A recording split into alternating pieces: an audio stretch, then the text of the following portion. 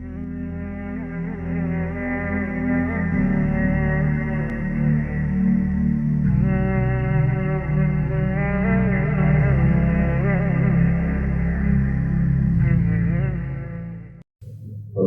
وسلم تسليما كثيرا.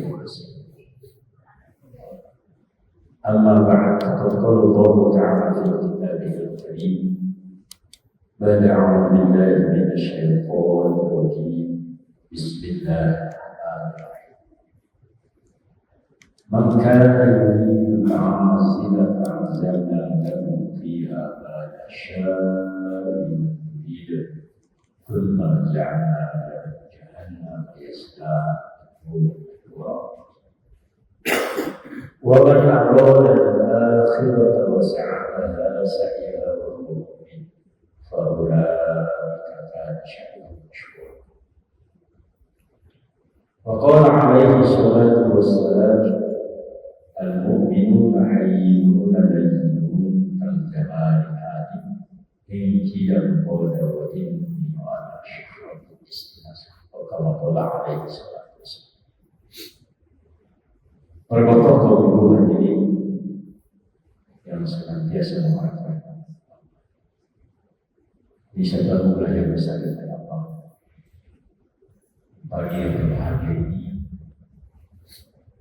Allah Subhanahu wa Ta'ala berikan taufik hidayah kepada kita semua, beri kekuatan serta kemampuan untuk melaksanakan sholat subuh secara berjamaah. Nikmat yang besar. Dan harus pahami Bapak Ibu sekalian, nikmat seperti ini tidak dapat berikan pada seluruh orang-orang Islam. Ini hanya orang-orang pilihan dan anak. Karena dalam satu buku hadis disampaikan, tanda Allah sayang kepada hamba ini bukanlah Allah memberikan harta yang banyak atau kedudukan yang tinggi, tapi Allah akan berikan kepahaman yang kamu, sehingga ada kekuatan untuk kembangkan kamu. Para bapak Allah Subhanahu wa Ta'ala, dan ini harus kita pahami. Tanda sayangnya Allah kepada hamba, sayang dan ridho Allah akan datang. Allah akan berikan kepada agama sehingga ada kekuatan untuk mengamalkan agama. Karena dengan agama sempurna dalam kehidupan kita, maka akan mendapatkan kebahagiaan dunia dan akhirat. Kata Nabi Sallallahu Alaihi Wasallam, berilah kabar gembira kepada orang-orang yang berjalan ke masjid dan pulang. Basyiril masyayikh fi bulani al-masjid bimurita akhirnya. Kata Nabi, berilah kabar gembira kepada orang-orang yang berjalan ke masjid dan pulang berjamaah, maka akan mendapatkan cahaya yang sempurna pada harinya. Dan Allah akan dudukkan di mimbar depan cahaya yang cahayanya terang daripada cahaya. Tidak terbayangkan berapa waktu yang orang-orang di saat itu dalam keadaan kesusahan, penderitaan yang begitu banyak, tapi orang-orang yang senantiasa ditaufik dan hidayah untuk datang ke masjid disuruh yang berbahagia, maka Allah SWT akan memberikan kedudukan yang sangat tinggi pada hari kiamat. Itu akan kedudukan dalam mimbar-mimbar cahaya yang cahaya lebih terang daripada cahaya. Dan taufik ini para bapak hanya Allah berikan pada orang-orang yang dicintai Allah.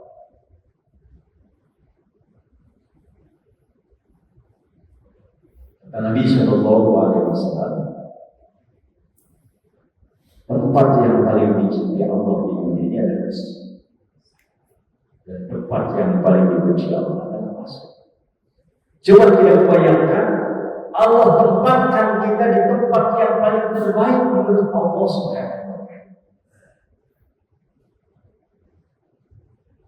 Kemudian dikatakan lagi, barang siapa yang melaksanakan sholat subuh berjamaah, maka dosa-dosanya atau akan hapuskan sampai jauh yang akan datang.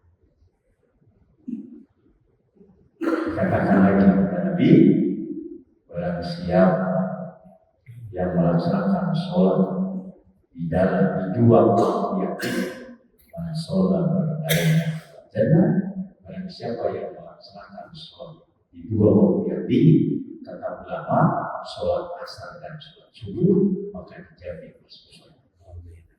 Memberikan topik kita yang kita dijadikan kita ahli surga. Amin. Para bapak, kaum ibu hadirin yang dimuliakan Allah Subhanahu wa Ta'ala, sudah merupakan janji dan keputusan daripada Allah. Ini harus dikatakan.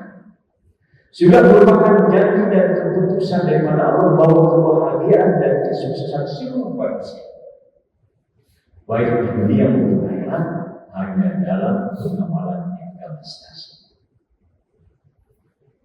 Man 'amila shalihan min dzakarin aw unsa wa huwa mu'min falahu hayatun thayyibah. Barang siapa kata Allah yang mentaati Allah sesuai dengan cara Rasul, yaitu Allah SWT. Man 'amila shalihan min dzakarin aw unsa, baik laki-laki maupun wanita, orang yang beriman, orang yang punya dikalian, maka Allah berikan hayatan lewat kehidupan. Di para bapak Allah Subhanahu kehidupan yang baik akan kita dapatkan apabila kita beramal. Jadi bahagianya manusia bukan orang bisa jadi kaya atas harta, bukan juga orang kaya kemudian hartanya dibuang ketika jadi miskin, bahagia, bukan. Tapi kebahagiaan menurut Allah yang menciptakan seluruh alam jagat ini apabila agama diamalkan. Kekurangan agama dalam kehidupan manusia maka akan mendatangkan kesusahan, kepayahan, penderitaan yang berpanjang, baik di dunia sementara dan di akhirat. Wa man a'rada 'an dzikri fa inna lahu ma'isyatan. Kata Allah, barang siapa yang berpaling dari peringatanku, kata Allah, ma'isyatan dawka, maka aku akan berikan kehidupan yang susah. Jadi datangnya penderitaan kepada kita, kepada seluruh manusia di dunia ini, apabila manusia jauh daripada Allah, ingkar kepada Allah. Wa man a'rada 'an dzikri fa inna lahu ma'isyatan dawka wa nahsyuruhu yawmal qiyamah. Maka orang-orang yang semacam ini ketika datangnya hari kiamat, Allah akan bangkitkan dalam keadaan kita. Tidak kebayangkan berapa Allah Subhanahu wa dunia aja orang itu susah. Bagaimana datangnya hari kiamat? Berlainan dengan dari orang ahli masjid.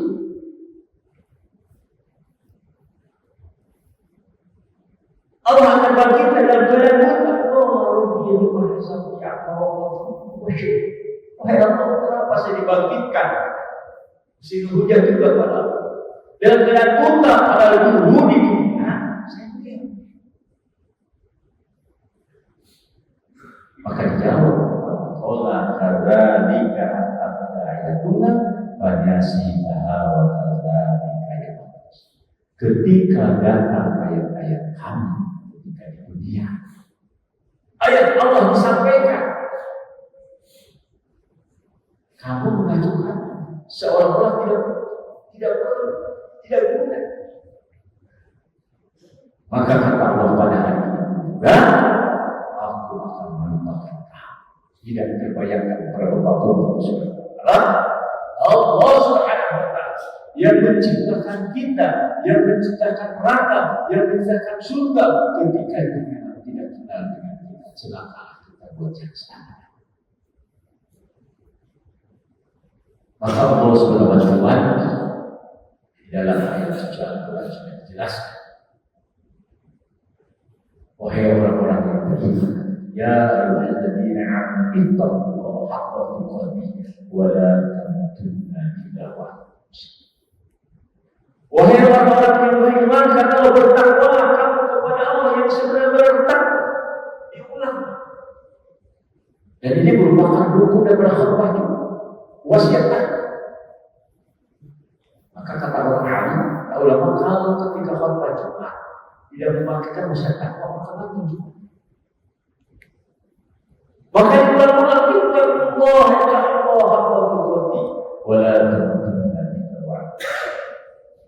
Wahai orang-orang beriman, bertakwalah kamu kepada Allah yang sebenar-benar takwa. Apa itu takwa? Takut kepada Allah. Tidak mengingkarkan hukum-hukum Allah. Dan jangan kamu mati Allah sebelum keadaan Islam sempurna dalam kehidupan. Maka Allah tidak menginginkan kita lari menghadap Allah dalam keadaan tidak sempurna. Karena kalau kita tidak sempurna amal kita ketika dunia menghadap Allah, ketika datangnya ajal nanti, maka Allah akan disempurnakan ayat dengan bertubi-tubi ajal Allah. Maka bertakwalah Allah Subhanahu wa taala.